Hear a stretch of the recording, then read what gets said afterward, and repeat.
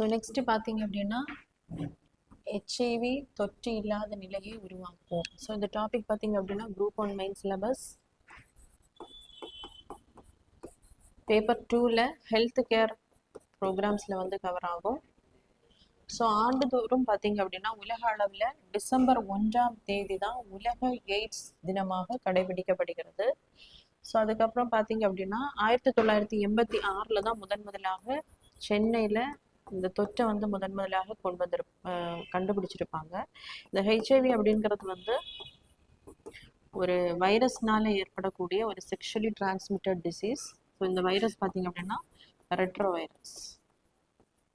So இந்த virus வந்து உடம்புக்குள்ளே போகும்போது நம்மளுடைய அந்த நோய் எதிர்ப்பு மண்டலத்தை தான் இது அதிக அளவில் வந்து தாக்கும்போது என்ன ஆகும் அப்படின்னா நம்ம உடம்புல இருக்கக்கூடிய அந்த நோய் எதிர்ப்பு சக்தியானது குறையும் போது நிறைய நோய்கள் வந்து நம்மளை தாக்கி நம்ம என்ன செய்யறோம்னா சீக்கிரமாக பலவீனமாக விடுவோம். ஸோ அதுதான் இந்த ரெட்ரோ வைரஸினுடைய முக்கியமான ஒரு அம்சம்.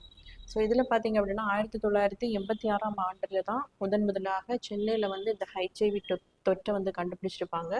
ஸோ அதுக்கப்புறம் வந்து படிப்படியாக நிறைய காரியங்களை செய்து அதை என்ன பண்ணுறாங்கன்னா தமிழக அரசானது கட்டுப்படுத்திட்டே வர்றாங்க. ஸோ 2002ஆம் ஆண்டு பார்த்தீங்க அப்படின்னா 1.11% இருக்கும் எய்ட்ஸ் தொற்று பாதிக்கப்பட்டவர்கள். இதுவே 2023-24 பார்த்தீங்க அப்படின்னா 0.16% இது வந்து குறைந்திருக்கு. ஸோ அதே மாதிரி இந்த ஆண்டினுடைய அந்த உலக எய்ட்ஸ் தினத்தின் மைய கருத்து பார்த்தீங்க அப்படின்னா இடையூறுகளை கடந்து ஹெச்ஐவி எய்ட்ஸ் தொடர்பான எதிர்வினைகளை மாற்றுவது. ஸோ அதை கட்டுப்படுத்துவதற்கு வந்து புதிய அணுகுமுறைகளை வந்து மேற்கொள்வது தான் இந்த எதிர்வினை ஆற்றுதல் அப்படிங்கிறது. ஸோ இப்போ பார்த்தீங்க அப்படின்னா 2030க்குள்ள இந்த ஹெச்ஐவி வைரஸை வந்து அடியோட ஒழித்து விட வேண்டும் அப்படிங்கிறதுக்காக நிறைய முன்னெடுப்புகளை வந்து எடுத்திருக்காங்க. ஸோ இப்போ ரீசெண்டாக பார்த்தீங்கன்னா நிதியாண்டில் வந்து ஹெச்ஐவி தொற்றுக்கு உள்ளான மற்றும் பாதிக்கப்பட்ட குழந்தைகளுக்கு வந்து மாதந்தோறும் 1000 ரூபாய் நிதியானது தமிழக அரசால் வழங்கப்படுகிறது.